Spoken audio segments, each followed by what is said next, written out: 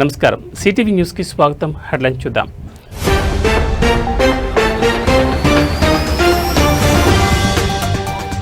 కుప్పం నియోజకవర్గానికి చేరిన Krishnamma జలహారతిచ్చిన CM Chandrababu.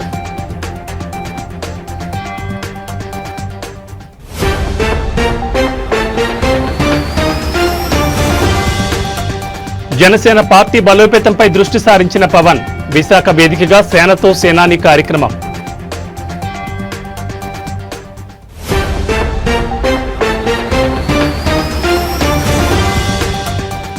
MLA Maganti Gopinath మృతిపై అసెంబ్లీలో సంతాపం. కాసేపట్లో జరగనున్న బీఎస్సీ సమావేశం.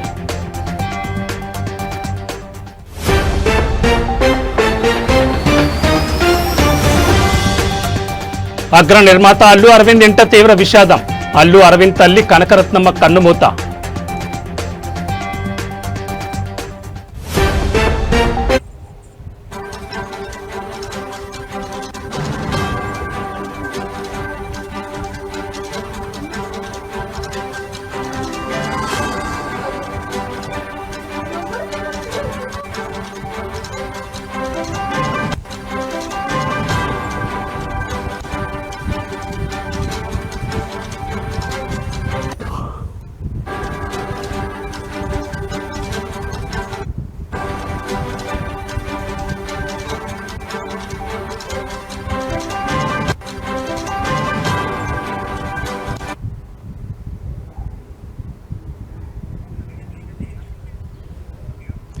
బులెటిన్లో బ్రేకింగ్ న్యూస్ చూస్తున్నాం. దేశ రాజధాని ఢిల్లీలో ఘోరం జరిగింది.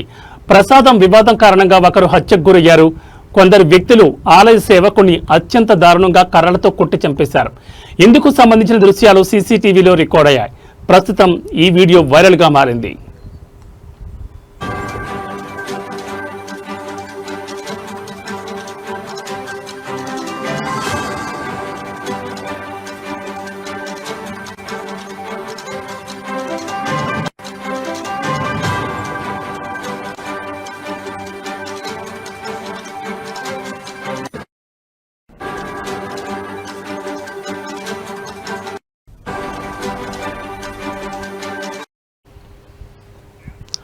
ప్రముఖ కల్కాజీ ఆలయానికి కొందరు వ్యక్తులు దర్శనానికి వచ్చారు. సందర్శన తర్వాత ఆలయ సేవకుడు యోగేంద్ర సింగ్ ను ప్రసాదం అడిగారు. అడగగానే ప్రసాదం అందచేశాడు. మరింత ఇవ్వాలని డిమాండ్ చేశారు. అందుకు యోగేంద్ర సింగ్ నిరాకరించాడు. దీంతో గొడవకు దిగారు. విచక్షణ మరిచిన గ్యాంగ్ కర్రలు తీసుకుని ఆలయ సేవకుడిపై దాడికి పాల్పడ్డారు. ఒక్కరిని చేసి మూకుముడిగా దాడికి పాల్పడ్డారు. అక్కడికక్కడే యోగేంద్ర సింగ్ ప్రాణాలు కోల్పోయాడు. ఇందుకు సంబంధించిన దృశ్యాలు సీసీటీవీలో రికార్డ్ అయ్యాయి.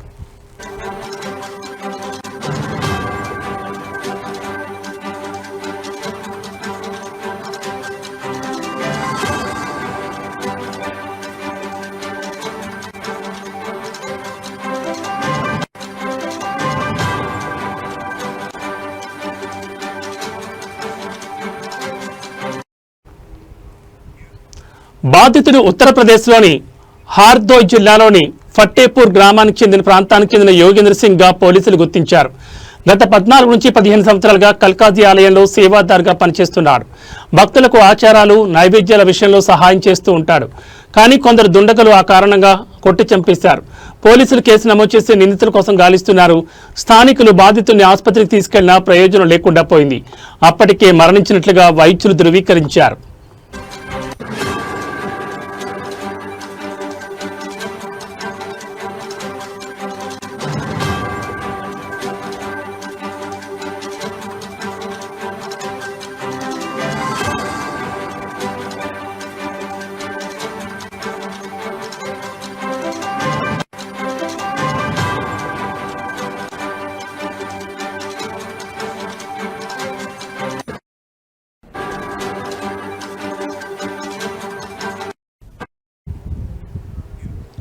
భారతీయ న్యాయ సంహితలోని సంబంధిత సెక్షన్ల కింద పోలీసులు కేసు నమోదు చేశారు. నిందితుల కోసం గాలిస్తున్నారు. దక్షిణపురి నివాసి అయిన 30 ఏళ్ల అతుల్ పాండే అనే నిందితుని స్థానికులు పట్టుకుని పోలీసులకు అప్పగించారు. మిగిలిన నిందితుల కోసం గాలిస్తున్నట్లు పోలీసులు పేర్కొన్నారు.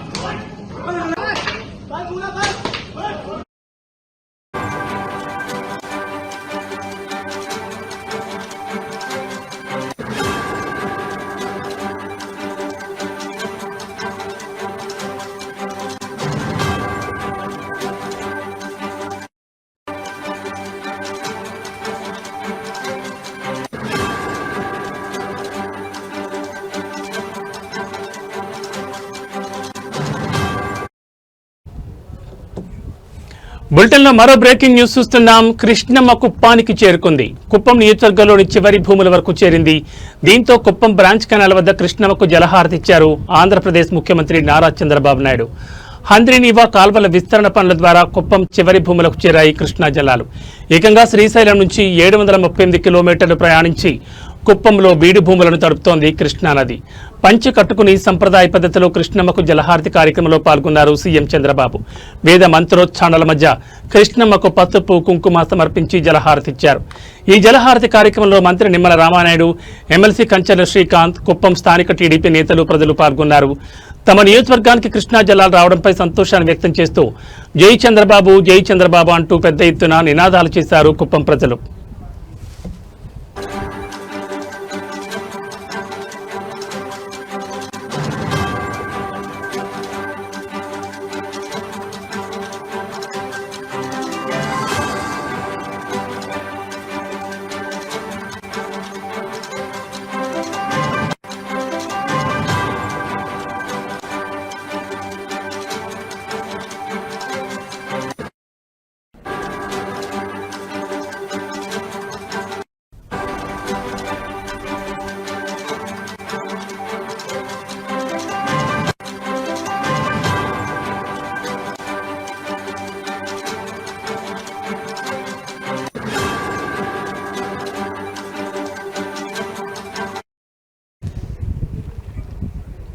ఇక కుప్పంలో స్త్రీ శక్తి బస్సులో ప్రయాణించారు ముఖ్యమంత్రి చంద్రబాబు.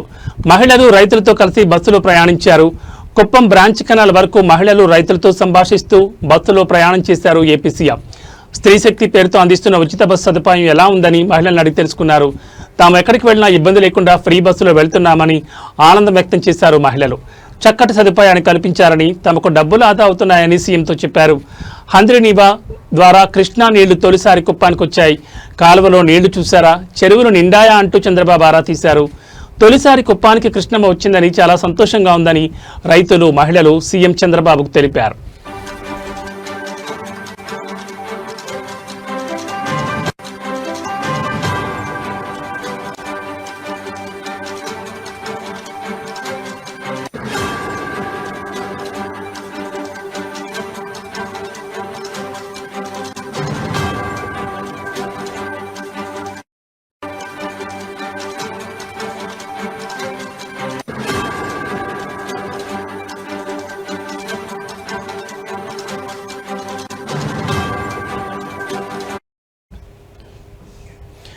కృష్ణమ్మ కుప్పానికి చేరుకుంది. కుప్పం నియోజకవర్గంలోని చివరి భూముల వరకు చేరింది. దీంతో కుప్పం బ్రాంచ్ కెనాల్ వద్ద కృష్ణమ్మకు జలహారతి ఇచ్చారు ఏపీ ముఖ్యమంత్రి నారా చంద్రబాబు నాయుడు.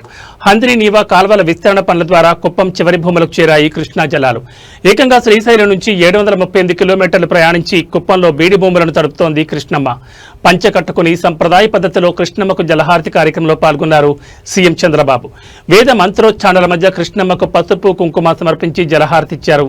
ఈ జలహారతి కార్యక్రమంలో మంత్రి నిమ్మల రామానాయుడు, ఎమ్మెల్సీ కంచెల శ్రీకాంత్, కుప్పం స్థానిక టీడీపీ నేతలు, ప్రజలు పాల్గొన్నారు. తమ నియోజకవర్గానికి కృష్ణా జలాలు రావడంపై సంతోషాన్ని వ్యక్తం చేస్తూ జై చంద్రబాబు, జై జై చంద్రబాబు అంటూ పెద్ద ఎత్తున నినాదాలు చేశారు కుప్పం ప్రజలు.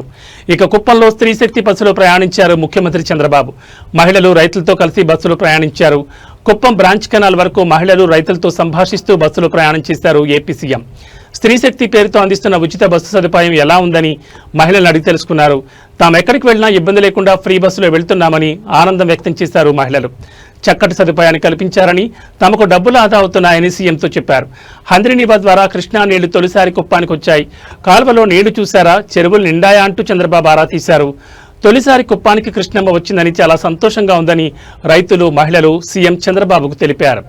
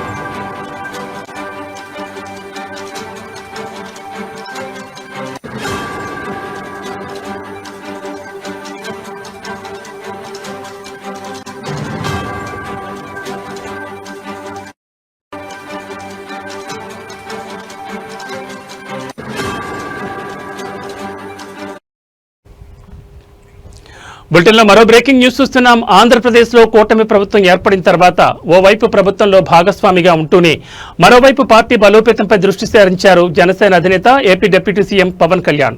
అందులో భాగంగా విశాఖ వేదికగా సేనతో సేనాని కార్యక్రమం నిర్వహిస్తున్నారు.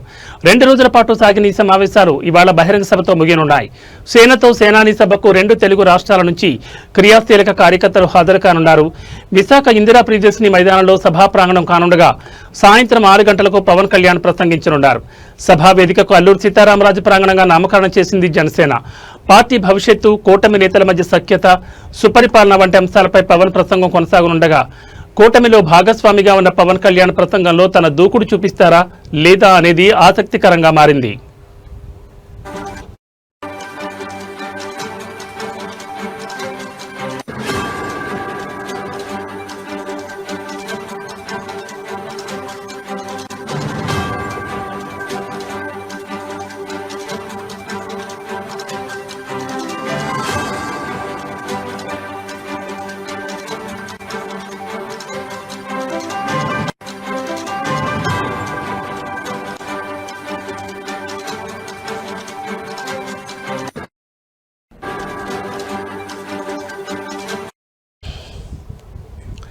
ఇక విశాఖలో 2వ రోజు సేనతో సేనాని కార్యక్రమంలో జన సైనికులు, వీర మహిళలతో భేటీ అయిన పవన్ పార్టీ అభివృద్ధి, రాజకీయ ప్రయాణం, వ్యక్తిగత అనుభవాల గురించి క్లియర్గా మాట్లాడారు. గత ప్రభుత్వం డబ్బులు పోగేసుకుంటే నేను మాటలు పోగేసుకుంటున్నానంటూ మొదలుపెట్టిన పవన్ కళ్యాణ్ జనసేన భావజాలమే తనను, కార్యకర్తలను ఒకే దగ్గరకు తెచ్చిందని అన్నారు. ఉద్దానం సమస్య తన దృష్టికి వచ్చిన తర్వాత అది కేవలం రాజకీయ సమస్య కాదు, సోషియో పొలిటికల్ కమిట్మెంట్తోనే పరిష్కారం సాధ్యమవుతుందని స్పష్టం చేశారు. సినిమా ద్వారా ప్రజలకు చేరువైన తనకు పార్టీ ఆవిర్భావం రోజుల్లో జనం తాకిడి ఫంక్షన్లా ఉండేదని గుర్తు చేసుకున్నారు. జనం మీద పడిపోవడం నాకు అడ్డంగా మారిందన్నారు. కానీ భావజాలం కోసం మీరు చేసిన త్యాగం వ్యక్తిగతం కాదు, పార్టీ కోసం చేసిన సమర్పణని పవన్ వ్యాఖ్యానించారు.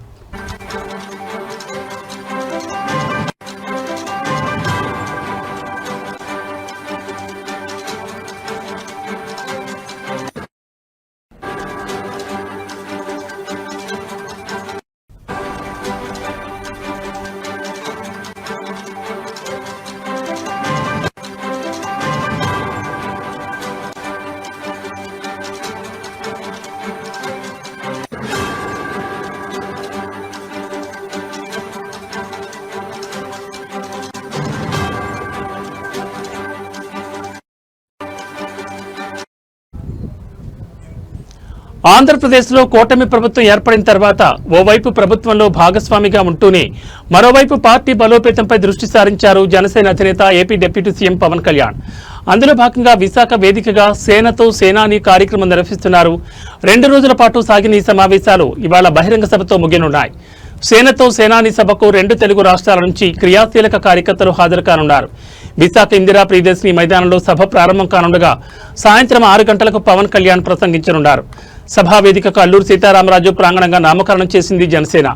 పార్టీ భవిష్యత్తు, కూటమి నేతల మధ్య సఖ్యత, సుపరిపాలన వంటి అంశాలపై పవన్ ప్రసంగం కొనసాగనుండగా కూటమిలో భాగస్వామిగా ఉన్న పవన్ కళ్యాణ్ ప్రసంగంలో తన దూకుడు చూపిస్తారా లేదా అనేది ఆసక్తికరంగా మారింది. ఇక విశాఖలో 2వ రోజు సేనతో సేనాని కార్యక్రమంలో జన సైనికులు, వీర మహిళలతో భేటీ అయిన పవన్ పార్టీ అభివృద్ధి, రాజకీయ ప్రయాణం, వ్యక్తిగత అనుభవాల గురించి క్లియర్గా మాట్లాడారు. గత ప్రభుత్వం డబ్బులు పోగేసుకుంటే నేను మాటలు పోగేసుకుంటున్నాను అంటూ మొదలుపెట్టిన పవన్ కళ్యాణ్ జనసేన భావజాలమే తనను, కార్యకర్తలను ఒకే దగ్గరకు తెచ్చిందని అన్నారు. ఉద్దానం సమస్య తన దృష్టికి వచ్చిన తర్వాత అది కేవలం రాజకీయ సమస్య కాదు, సోషియో పొలిటికల్ కమిట్మెంట్తోనే పరిష్కారం సాధ్యమవుతుందని స్పష్టం చేశారు. సినిమా ద్వారా ప్రజలకు చేరువైన తనకు పార్టీ ఆవిర్భావం రోజుల్లో జనం తాకిడి ఫంక్షన్లా ఉండేదని గుర్తు చేసుకున్నారు. జనం మీద పడిపోవడం నాకు అడ్డంకిగా మారిందన్నారు. కానీ భావజాలం కోసం మీరు చేసిన త్యాగం వ్యక్తిగతం కాదు, పార్టీ కోసం చేసిన సమర్పణని పవన్ వ్యాఖ్యానించారు.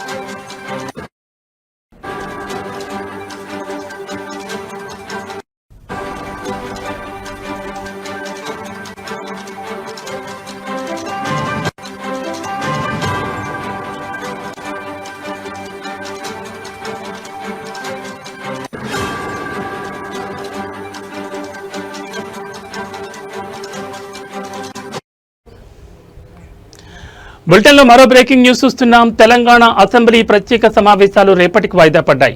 రేపు ఉదయం 9 గంటలకు అసెంబ్లీ ప్రారంభమవుతుంది. కాళేశ్వరం ప్రాజెక్టు అవకతవకలపై ఘోష్ కమిటీ ఇచ్చిన నివేదికపై అసెంబ్లీలో చర్చించబోతున్నారు. ఈ చర్చ ఆధారంగా ఎలాంటి చర్యలు తీసుకోవాలనే దానిపై ప్రభుత్వం నిర్ణయించనుంది.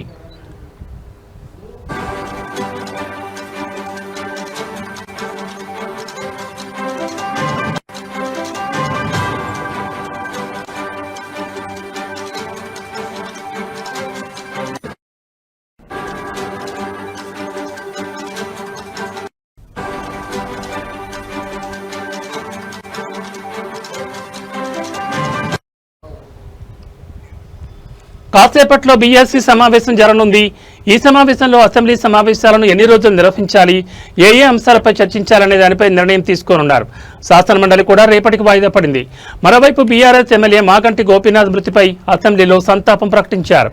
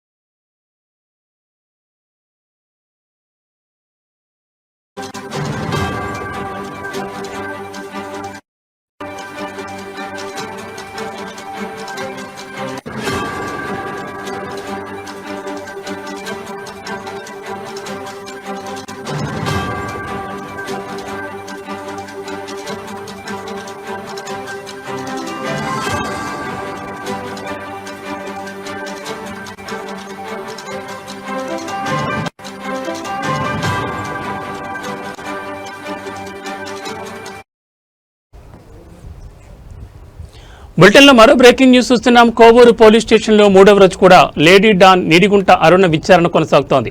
ఈ ఉదయం అరుణను కోవూరు పోలీస్ స్టేషన్కు తీసుకొచ్చారు. ఆ సమయంలో అరుణ మీడియాతో మాట్లాడేందుకు ప్రయత్నించింది. కెమెరాలు పెడతారు కానీ నన్ను మాట్లాడిస్తే కదా అంటూ ఏదో చెప్తుండగానే పోలీసులు ఆమెను స్టేషన్ లోపలికి తీసుకెళ్లారు. అరుణను అడిషనల్ ఎస్పీ సౌజన్య, ఒంగోలు టౌన్ డీఎస్పీ రాయపాటు శ్రీనివాసరావు విచారించారు. ఇప్పటికే గత 3 రోజులుగా అరుణను పోలీసులు చాలా ప్రశ్నలు వేస్తారని తెలుస్తోంది. కూటమి ప్రభుత్వం కఠినంగా ఉన్న పోలీసులు కేసులు పెడుతున్న డోంట్ కేర్ అనే లెవెల్లోని కిలాడి అరుణ ఉండడం చూసి బాధితులు అబే పోలీసులు రౌడీలను ఏమీ చేయలేరులే అని కామెంట్స్ చేస్తున్నారు.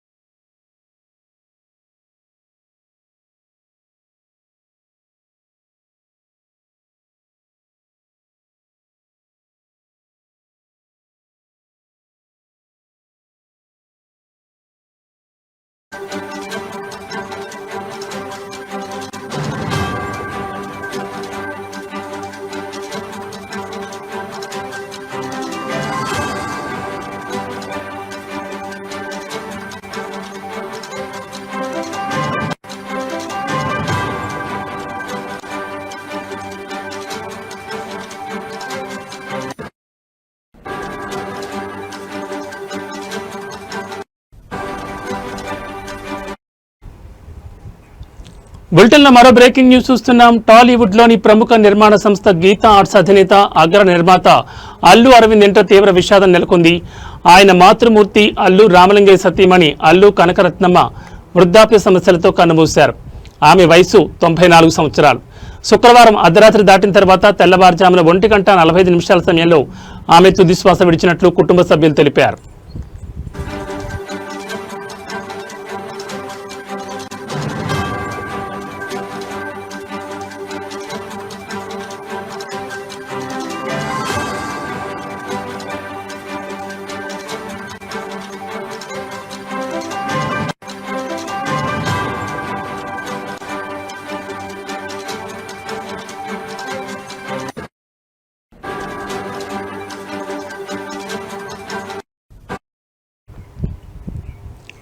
ఈ రోజు ఉదయం 9 గంటలకు ఆమె పార్థివ దేహాన్ని అల్లు అరవింద్ నివాసానికి తీసుకొచ్చారు. మధ్యాహ్నం హైదరాబాద్లోని కోకాపేటలో కనకరత్నం అంత్యక్రియలు నిర్వహించనున్నారు. ఈ నేపథ్యంలో షూటింగ్ల నిమిత్తం వేర్వేరు నగరాల్లో ఉన్న కుటుంబ సభ్యులు హైదరాబాద్కు పయనమయ్యారు. స్టైలిష్ స్టార్ అల్లు అర్జున్ ముంబై నుంచి, గ్లోబల్ స్టార్ రామ్ చరణ్ మైసూర్ నుంచి మధ్యాహ్నానికి నగరానికి చేరుకున్నారు.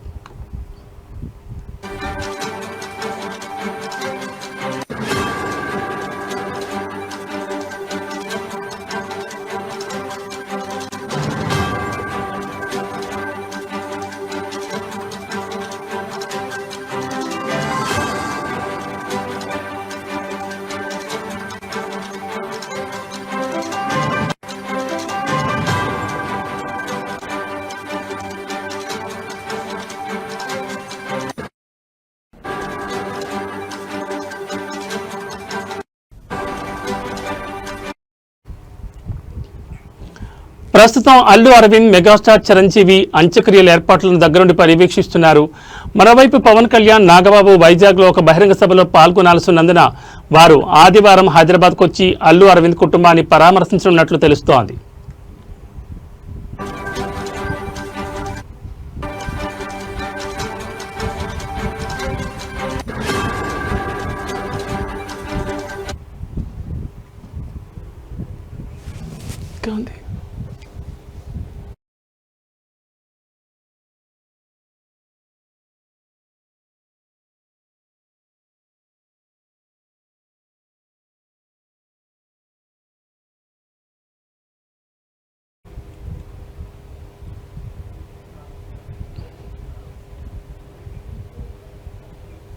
ఇవి బులెటిన్ విశేషాలు. మరో బులెటిన్లో మళ్ళీ కలుసుకుందాం. నమస్కారం.